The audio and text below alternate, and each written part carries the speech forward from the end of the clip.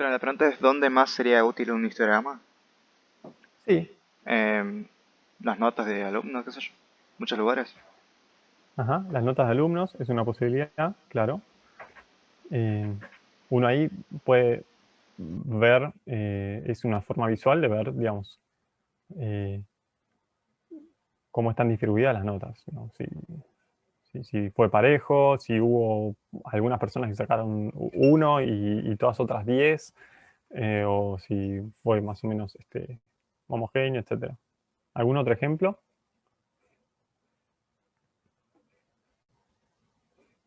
Ahí puso Alex la edad de la población.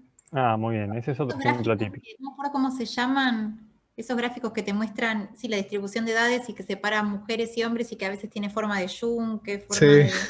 es clásico Y ese. sí, Ah, que en Japón hay gente, en general llegan a ser más viejos, hay poca gente joven y que en los países que hay más jóvenes, bueno, pero es como un histograma, pero como se pone paradito, ¿no? No sé si lo sí, conocen, no me acuerdo cómo se llama ese tipo de gráfico. Pero... Sí, las algo de gráficas que son de natalidad, mortalidad, también, o sea, todo lo que es en geografía, sí, sí, en análisis de población, sí, sí, para países Sí, y eso se ve. algo demográfico se debe llamar. sí. Eh, pero bueno, sí, ese también es un buen ejemplo. Ah, pirámide, eso, pirámide demográfica, ¿no? Ah, Bueno. eso, pirámide demográfica. Que son dos histogramas, es como si ya este histograma lo inclinara y, y lo espejara con uno que es de hombres y mujeres. Bueno, muy bien. Entonces, una pregunta que surge enseguida, o sea, yo supongo que medí, hice las mediciones, tengo mis datos, y quiero dibujar este histograma. Entonces, ¿cómo elijo la cantidad de bines que quiero poner en el histograma? Hay muchos criterios, digamos. Fíjense que nosotros, por ejemplo, cuando recién graficamos las longitudes de los cristales, Excel tiró un número de histogramas por defecto. Digamos, yo no le dije cuánto fue y lo tuve que cambiar a mano.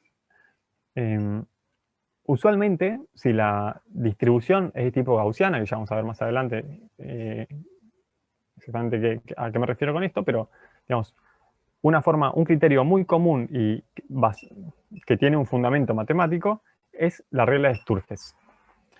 La regla de Sturges dice que la cantidad de bines que yo tengo que elegir para mi intervalo, donde mi intervalo tiene que comprender, tiene que ser un poco más, por lo menos, tan ancho como el mínimo y el máximo de las magnitudes que mido, entonces la cantidad de bines es 1 más el logaritmo en base 2 de la cantidad de mediciones que hice.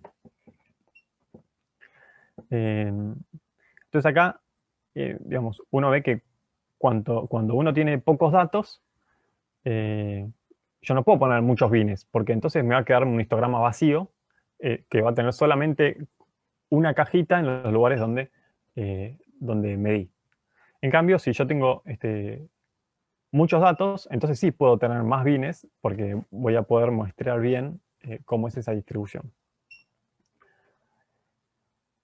Esta ecuación crece con n y crece de manera logarítmica. Es decir, recuerden que el logaritmo es una función que lo que hace es achatar básicamente el número que está ahí adentro. O sea, este número puede crecer exponencialmente, pero lo que hace el logaritmo es matar esa exponencial. Entonces va a terminar quedando digamos, yo para aumentar el número entonces a lo que voy es, si quiero aumentar en 1, por ejemplo, el número de bines que voy a usar, bueno, entonces no tengo que aumentar, no tengo que sumar una medición, sino como que tengo que sumar del orden de 10 mediciones más.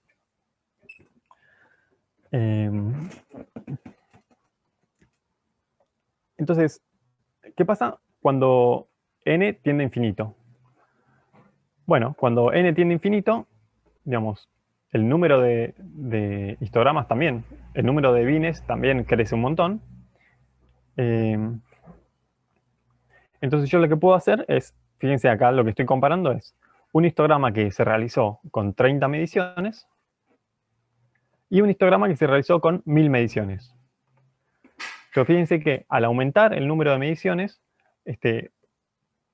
el número óptimo de bines para representar la distribución aumenta, acorde a la regla de Sturges, y no solo aumenta el número de bienes, sino que también se define mejor cómo es la forma de la distribución. Ahora, ¿hasta acá alguna pregunta? No, está bien. No. Bueno. Yo sí tengo una pregunta para ustedes, y es que este histograma, por lo que venimos viendo ahora, tiene algo raro. Algo que no comenté es, bueno, A, que es el ancho de bin, digamos, cuando n tiende a infinito, tiende a un diferencial, digamos, que se va haciendo cada vez más pequeño. Nunca es 0, pero sí un número que se acerca a 0 tanto como uno quiera, digamos, a medida que aumenta n. Ahora, ¿quién me dice qué hay de raro en este histograma? Según lo que estuvimos viendo de cómo funciona un histograma. A mí me parece raro que, por ejemplo, en el rectangulito de 1,9 no aparezca ningún rectangulito del color amarillo, como no midió ese valor. Es una buena observación que está relacionada con... Está bien, vamos a dejar ese en el tintero. ¿Qué más?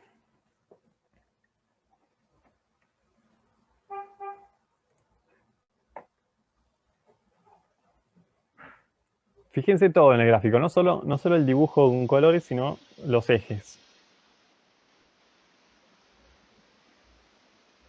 ¿El tamaño del bin puede ser? El tamaño de bin cambió, y eso fue porque la regla de Sturgeon nos dice que si medimos más veces, tengo que, para tener un buen gráfico, tengo que bajar el tamaño, el ancho del bin. Claro, Pero hay claro. otra cosa. ¿Qué significaba el eje Y del histograma? Cada medición que tomás, o sea, el número, como lo máximo que te va a aparecer es n, y ahí está como en decimal. No es que te aparece 1, 2, 3, 4 hasta el n, sino que te está apareciendo desde el 0 y va, creo que cada 0,05. Ok, sí. Bien. Y de hecho, ese es lo segundo raro que hay, digamos, que en el eje Y no está el número de mediciones. Y lo otro, que... El rojo tendría que ser más alto, ¿no? Porque hay más mediciones. Muy bien, yo no veo quién dijo eso. ¿Quién dijo eso? Alex, yo. Bien. Bien, Alex. ¿Y qué hiciste? ¿Un porcentaje o algo así para que estén a la misma altura, no? Bueno, exactamente. O sea, cuando uno quiere... ¿Qué pasa? ¿Qué hace una persona cuando quiere comparar histogramas que fueron hechos con distinto número de mediciones, pero que son de la misma magnitud física, por ejemplo? Lo que uno hace es normalizar el histograma. Y a eso iba esta observación. ¿Qué significa normalizar el histograma? Bueno, significa pasar de pensar que en el eje Y tengo el número de ocurrencias a la frecuencia con la que ocurrieron esas mediciones en dichos intervalos.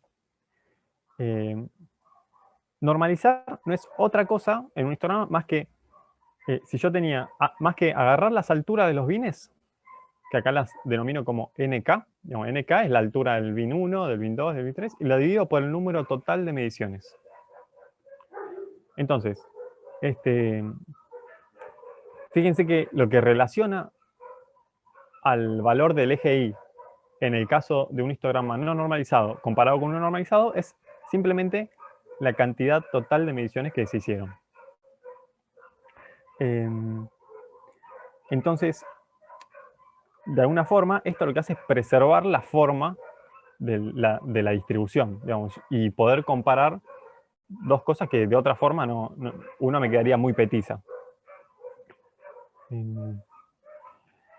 Entonces, veamos, ¿qué más queríamos preguntarles? Entonces, respecto a la pregunta que me había hecho, no veo quién habló acá, así que, ¿quién me había dicho que acá no se veían rojitos, naranjitas? Yo la hice, no sé si te aparece. Cecilia. No, Cecilia, bueno. ¿Se te ocurre ahora por qué no aparece? Recordemos que eran 1000 mediciones contra 30. Entonces, ¿por qué puede ser que no aparezca? En realidad, Porque hay, pero muy pocas. claro, La frecuencia es hay, prácticamente cero. exactamente. Claro. O sea, si uno agarra, si ahí yo tenía una medición o dos, y a ese número lo divido por 1000, me queda un número Es mucho despreciable. mucho más chico que este 0,05 que estoy teniendo acá. Entonces, normalmente lo que pasa es que cuando uno normaliza mediciones que tienen muchísimos datos, eh, los datos que estaban dispersos en las colas de la distribución prácticamente desaparecen.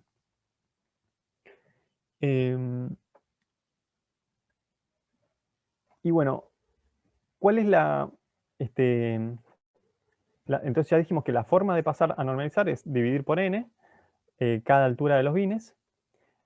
Y esto lo que hace es, esto, cuando uno hace esto, sucede que al sumar las alturas de los bines del histograma normalizado, esa suma me dé 1. ¿Por qué? Porque simplemente si yo sumo, fíjense qué pasa, a ver si puedo dibujar acá. Si yo agarro y sumo sobre K acá y sumo sobre K acá, fíjense qué es lo que pasa. Este NK significaba cuántas mediciones cayeron en cada uno de los bines. Entonces, y el 1 sobre n sale de factor común. Entonces acá me queda 1 sobre n por la sumatoria sobre K de NK. ¿Y esto cuánto me da? N mayúscula. N mayúscula, exactamente. Entonces, n sobre n me queda 1.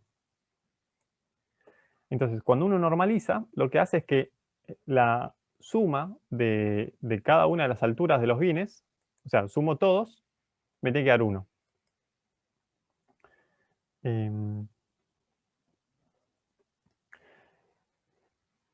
Y 1 tiene, entonces, ¿cómo podemos interpretar ese 1 que... ¿cómo podemos interpretar este histograma normalizado? A ver si... Ahí está.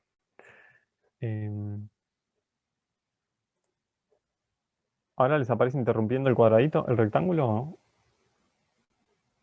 Sí, pero no igual, molesta. tal Sí, cual. pero bueno, está bien, quedó ahí arriba. Si suman 1, uno puede reinterpretar como que la altura de estos histogramas, del cada bin en el histograma normalizado, es la probabilidad de que una medición caiga en ese intervalo. Entonces, yo tengo un evento, una serie de mediciones que tienen origen estocástico, aleatorio, y yo cuando mida de nuevo, es decir, cuando mida el siguiente cristal o cuando mida de nuevo el periodo del péndulo, yo no sé qué medición voy a obtener. Pero lo que me gustaría saber es, ¿dónde tengo más chances de que caiga esa nueva medición? Bueno, la altura de estos histogramas es normalizados, indica cuál es la probabilidad de obtener una medición en ese intervalo. Entonces, por ejemplo, ¿quién me dice cuál es la probabilidad? Obviamente esto es una probabilidad estimada, porque yo lo que hago es tomar una muestra y en base a esa pequeña muestra estimar qué es lo que va a venir después. Pero este no necesariamente es el histograma final. Digamos, a medida que va sumando datos, este histograma se va como acomodando a una forma final cuyas alturas de los bines representan mejor las probabilidades de obtener un resultado en ese intervalo. Entonces, ¿quién me dice, por ejemplo, cuál es la probabilidad de que al medir el periodo del péndulo en esta experiencia, yo obtenga un resultado entre 2,1 y 2,15?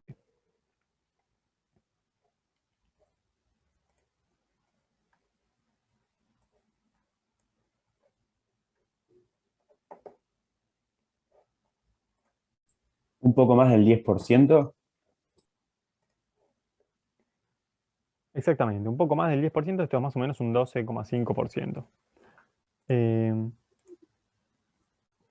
¿Cómo supe? Y bueno, porque me fijo cuál es la altura y sé que, bueno, más o menos así 12, 11% de las veces hago una medición que cae en este intervalo.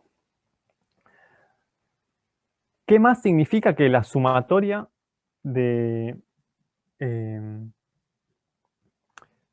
las alturas me dé 1? Bueno, significa que no importa la medición que yo haga, digamos, no importa dónde caiga, la probabilidad de que caiga en algún lugar tiene que ser 1. ¿Está bien? O sea, la suma de estos bines, de las alturas de estos bines, no puede ser otra cosa que 1.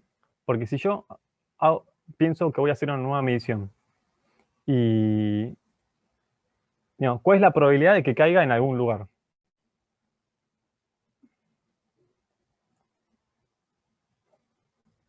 ¿Quién me dice? ¿Cuál es la probabilidad de que esa medición caiga en algún lugar?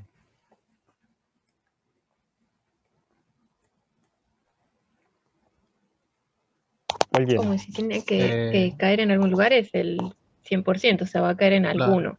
No sé si el más, Exactamente. es 100%. Exactamente. Entonces, yo sumo todas las alturas y eso me tiene que dar 1 porque, digamos, si considero todo, no solamente este intervalo que es el que acabamos de evaluar recién, sino que considero todas las posibilidades, bueno, sumar todas las alturas me tiene que dar 1. Y entonces, veamos esta pregunta. ¿Cuál es la probabilidad de que una medición sea menor a 2,2?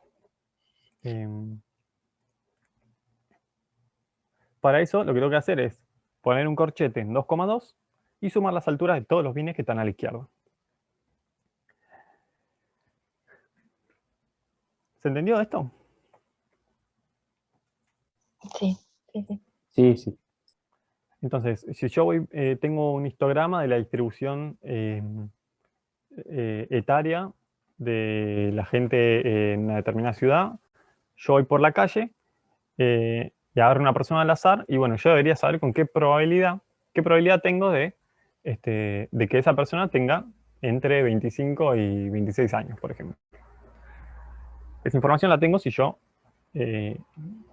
ya confeccioné este histograma.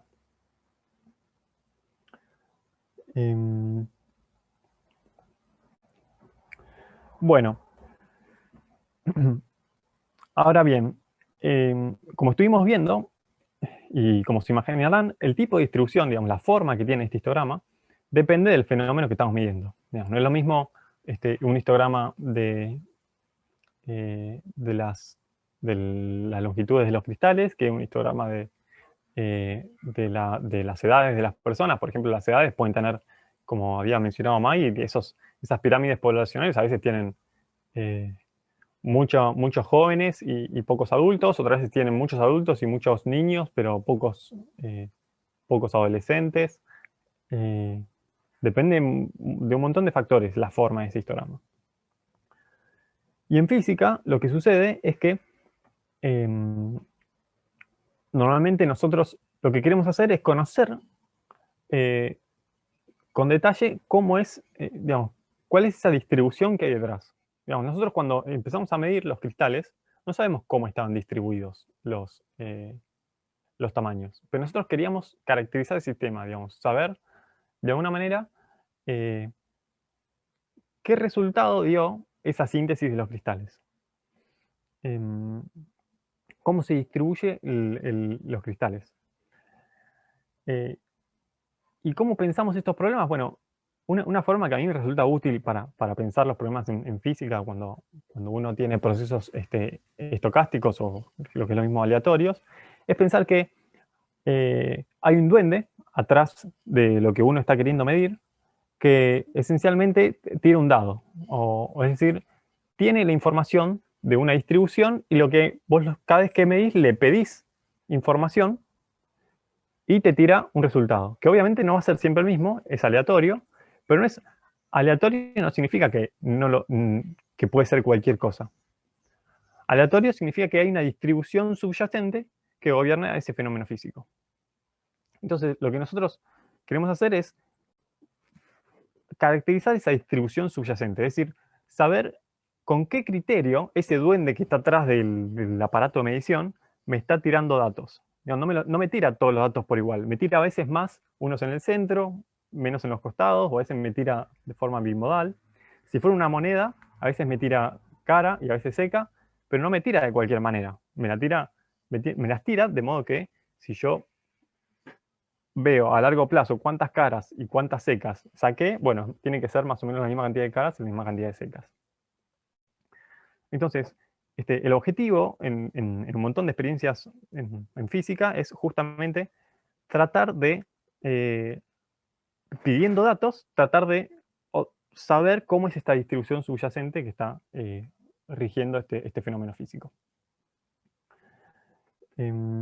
Para el caso de la moneda, como está recién, digamos, yo tiro la moneda una vez, tiro la moneda 2 veces, sé que puede caer cara, sé que puede caer seca. Ahora, si la tiro 100 veces, fíjense, lo que uno puede graficar es, digamos, imagínense que tiro la moneda 100 veces. Y esto es un histograma, donde lo que anoto es cuántas caras obtuve tras haber tirado la moneda 100 veces. Y ese experimento lo repetí otro 1000 veces. Entonces, para cada una de esas 1000 veces que tiré la moneda 100 veces, anoto en este histograma cuántas veces salió cara la moneda. ¿Se entiende cómo es el experimento? Sí. Sí, se entiende. Fantástico. Entonces, fíjense que el duende, en este caso, no me está tirando cara de una manera... Si bien este es un proceso aleatorio, no es cualquier cosa. Digamos, el duende, la mayoría de las veces que hice el experimento, la cantidad de veces que salió cara fue la mitad de 100. Fue 50 veces. Ahora, ¿cuál es la probabilidad de tirar la moneda 100 veces y que ninguna salga cara? Bueno, es prácticamente 0. Y por eso eso se ve reflejado en este histograma. En particular, esta distribución que está acá tiene una forma de campana de Gauss.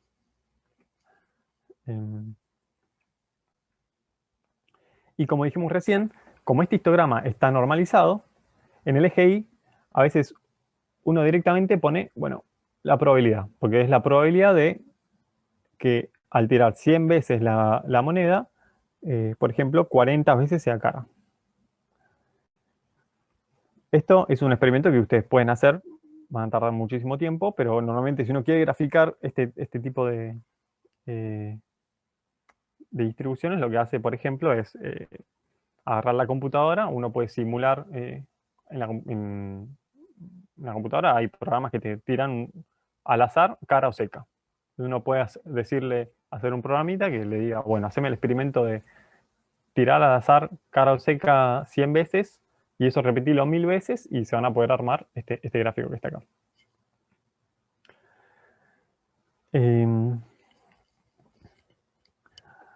Bueno, entonces como dijimos antes, en el eje Y está la probabilidad de que ocurra ese evento. Ahora, este es un evento, este es un tipo de distribución que es discreta. Digamos, yo no puedo tener un número no entero de caras. Pero bueno, fíjense que cuando uno aumenta las tiradas, estos bienes se van haciendo más chiquititos y uno puede aproximar este tipo de distribuciones con una distribución continua. Y de hecho hay distribuciones que son continuas, como por ejemplo el tamaño de los cristales. No hay ninguna razón por la cual los cristales no puedan valer entre, no sé, 5 y 6 micrones. O entre 5,1 y 5,2 micrones, o entre 5,12 y 5,13 micrones. Entonces, para los casos de distribuciones continuas, lo que uno grafica, en vez de pensar en, digamos, en un histograma normalizado, la información que da esta distribución es la de la densidad de probabilidad. Y para saber cuál es la probabilidad de que un resultado caiga en un determinado intervalo, en vez de sumar alturas discretas, cuando uno pasa a un problema continuo, como habrán visto en análisis 1, digamos, el programa continuo, ¿qué es? En vez de sumar alturas, para pasar de suma a integral,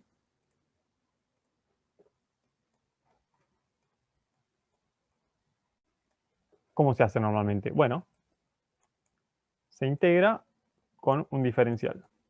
Entonces, por ejemplo, si yo tengo así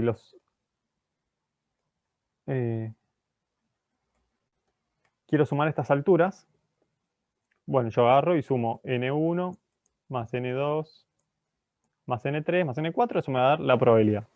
Ahora, si yo tengo muchas más mediciones, vimos que estos histogramas se van haciendo cada vez más chiquitos, estos anchos de bines se van haciendo cada vez más chiquitos, al punto que lo que veo yo es como es una línea continua. Y entonces, en vez de sumar cada una de las alturas,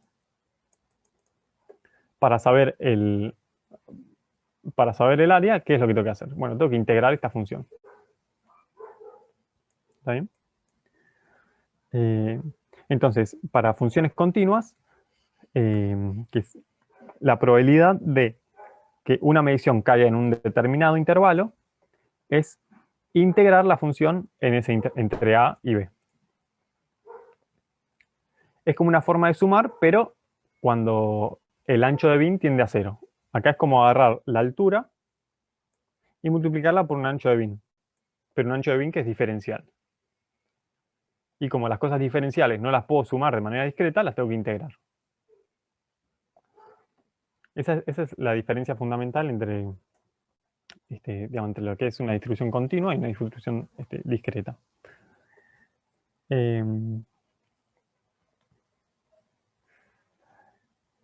Bien. Ahora, como dijimos antes, hay muchos tipos de distribuciones. Pueden ser bimodal, simétrica, asimétrica, o incluso pueden tener esta forma. Hay una que se llama de Poisson, que tiene esta forma que se ve acá. Y bueno, lo que queremos hacer es justamente poder caracterizar la distribución de la física que hay atrás. Unos parámetros que se usan a veces para caracterizar estas distribuciones son la moda, la mediana y la media, o promedio. ¿Alguno escuchó hablar de estas alguna vez? Sí, pero En estadística. no cursé estadística, pero sí.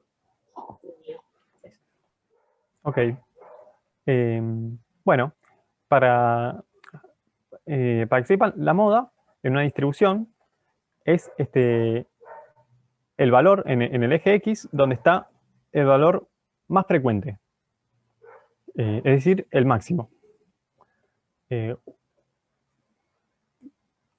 Esa es la moda. Que no necesariamente coincide con el promedio. El promedio es agarrar todas las mediciones y dividirlas por n, sumarlas y dividirlas por n. Bueno, eso no necesariamente me va a dar en el máximo. Digamos, por ejemplo, en este tipo de distribución que es asimétrica, acá tengo un montón de cosas que están sumando. Entonces, estas me van a tirar el promedio un poquito más para la derecha. Y después hay otro parámetro para describir la tendencia de estas distribuciones, que es la mediana. La mediana es el valor en el eje X que deja a la izquierda y a la derecha la misma cantidad de observaciones. Es decir, si fuera el caso de la moneda, el 50% de los digamos, de la longitud de los cristales, el 50% de las mediciones me quedaron por abajo de este valor, de la mediana, y el 50% por encima de la mediana. Dependiendo de cómo sea esta distribución, pueden coincidir o no estas tendencias. Y una regla mnemotécnica que uso yo para distinguirlas, siempre al principio a mí me confundía, moda, mediana y media, todas empiezan con M, todas terminan con A. Por ejemplo, yo lo que usaba, la moda, bueno, es el que está de moda, el más frecuente. El más frecuente, bueno, eso es la moda. Y después mediana era el radito, este es el que no se usa tanto, o por lo menos yo nunca... no me lo topé demasiado en la carrera. Y bueno, el promedio es el viejo y conocido. Entonces, normalmente si uno ve cómo es, digamos, una distribución, la moda, digamos, para este tipo de distribuciones asimétricas, a la izquierda la moda está en un lugar y necesariamente la mediana va a estar, bueno, salvo que esto venga así. No, está bien, no. Digamos, justo en este caso, la mediana queda a la izquierda porque la mediana, ¿qué hace? Hace que el área de la derecha sea igual que el área de la izquierda. Y la media queda un poquito más a la izquierda todavía en este tipo de distribuciones. Hay distribuciones que son simétricas, donde la media, la mediana y la moda están en el mismo, se superponen, son el mismo valor. Y si la distribución es asimétrica hacia la derecha, bueno, la moda está a la izquierda, la mediana en el medio y la media a la derecha. Entonces, esta es una forma de caracterizar el histograma o la distribución una vez que ya lo confeccioné. Me fijo dónde están estos tres indicadores de tendencia. Y eso, si coinciden o no, ya me va a dar una idea de la cuantitativa de la simetría de la distribución. Ahora, ¿qué otra cosa podemos extraer más allá de la simetría? Digamos, ¿qué distingue a una distribución que es así, simétrica, respecto de otra que también es simétrica, pero que la voy a dibujar? A ver. Así.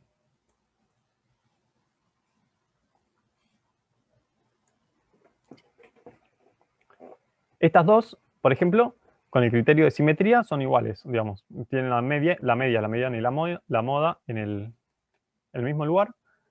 Entonces nos estaría faltando algo para caracterizar estas distribuciones.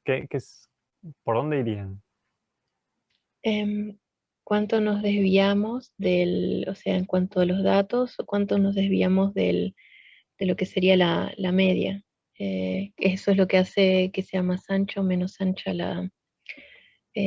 bueno, la curva en ese caso, ¿no? Cuánto se desvíe, sí. Exactamente.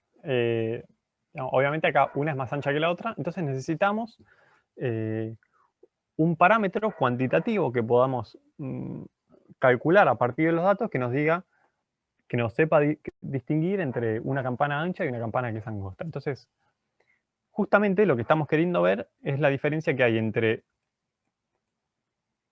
cada valor que yo medí, xy, y el promedio. Por ejemplo, la media. Entonces, esto es literalmente qué tan lejos estoy en la medición y de la media. Entonces, ¿qué pasa si yo sumo todo esto? Como para decir, bueno, quiero ver las contribuciones de todos los puntos a la media, que yo medí digamos, al ancho de la campana.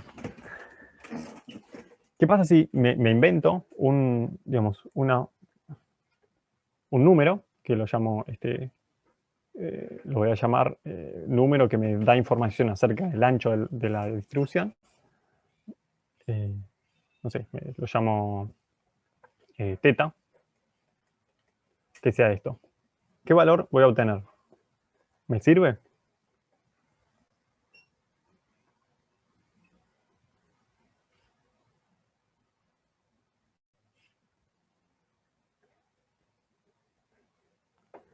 ¿Se entiende qué es lo que estoy haciendo acá, no? O sea, si tengo, por ejemplo, esta distribución, agarro esta altura y hago y me fijo cuánto es el ancho este. Después agarro este otro valor y me fijo cuánto vale este ancho. Agarro me fijo cuánto vale este ancho, y así. Y sumo todos estos anchos. En una, digamos, en la distribución que está mucho más ancha, esa sumatoria va a dar mucho más, porque todo lo que se vaya desviando es más. Entonces, si comparo la que está en rojo con o sea, ese valor de tita para la del rojo y para la del celeste, la del rojo va a ser un valor mucho más pequeño, porque están todos más cercanos al valor medio, al valor medio. Ajá. ¿Todos opinan lo mismo?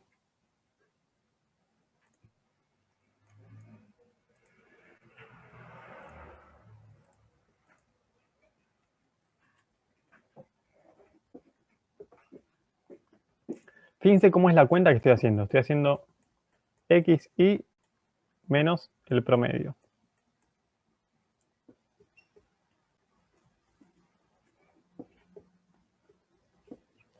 Esto me da siempre positivo, a veces me da positivo y a veces negativo.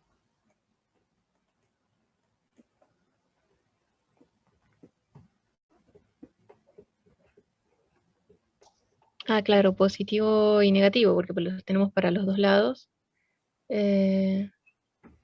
Exactamente. Entonces, sí. Claro, yo fíjense, pensando como que era en módulo.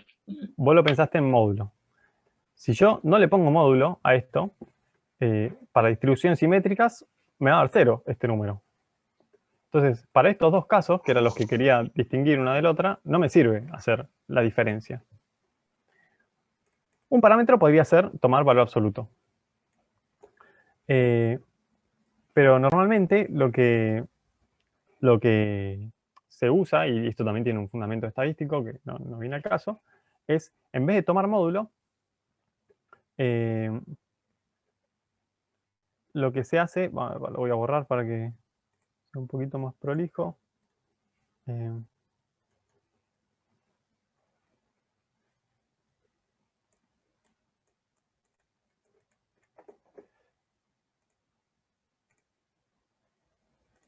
Lo que se hace normalmente es sumar estas diferencias,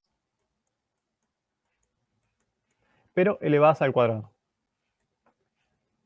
Y para compensar que están todas elevadas al cuadrado, fíjense que si esto es una magnitud física, elevada al cuadrado tiene unidad de, por ejemplo, centímetros al cuadrado o segundos al cuadrado. Entonces, para poder compararla con el promedio, uno le toma raíz a todo esto.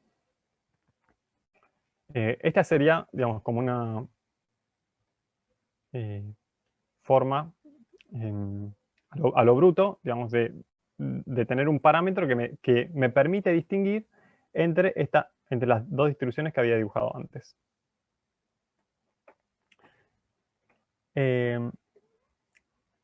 Y bueno, hablando de parámetros que me permiten distinguir entre distribuciones, entramos al tema de lo que son los estimadores. Digamos, los estimadores son este tipo de cuentas que uno hace para sacar información de las distribuciones. Puntualmente son funciones de los datos que sirven para estimar algún parámetro de esta distribución subyacente del duende que está ahí, que el duende tiene en la pared de referencia para tirarme los datos que estoy midiendo. Entonces, un ejemplo de un estimador es el promedio. Fíjense que no es otra cosa más que una función de los datos. Es agarrar, sumar todos los datos y dividirlos por la cantidad total de veces que medí. Y el que les mostré recién es justamente la desviación estándar. Fíjense que la desviación estándar se calcula sumando las diferencias entre cada valor y el promedio, con la salvedad de que en vez de módulo la elevamos al cuadrado. Más aún, acá hay un factor de normalización. Digamos, como uno de alguna manera se quiere, fíjense como habíamos visto antes, ahí puede haber dos distribuciones.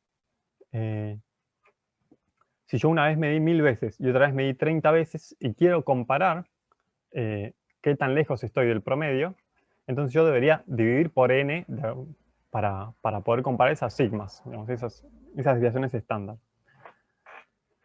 Este -1 de acá, es importante que lo, digamos, sepan que existe,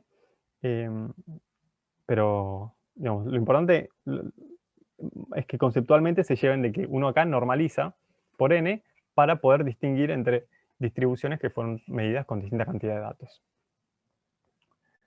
Y después hay otro estimador que se llama varianza, por ejemplo, que también se usa mucho, que no es otra cosa más que la desviación estándar al cuadrado.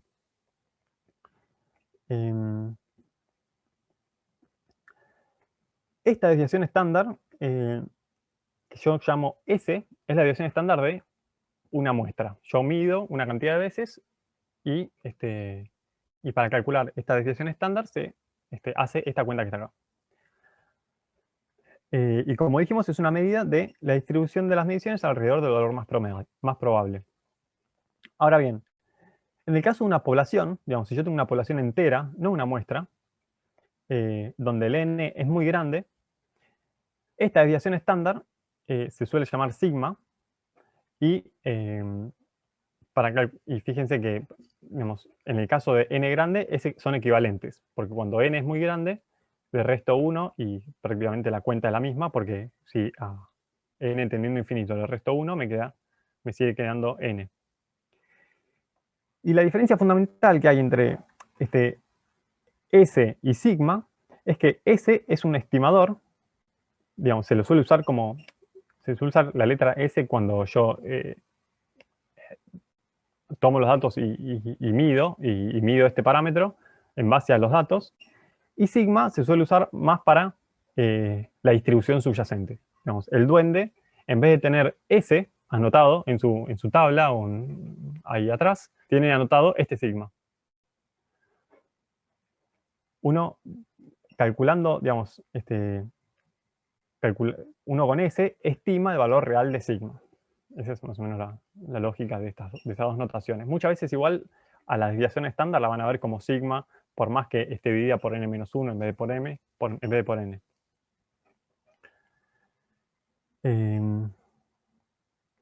Bueno, vamos a hacer una pausa acá.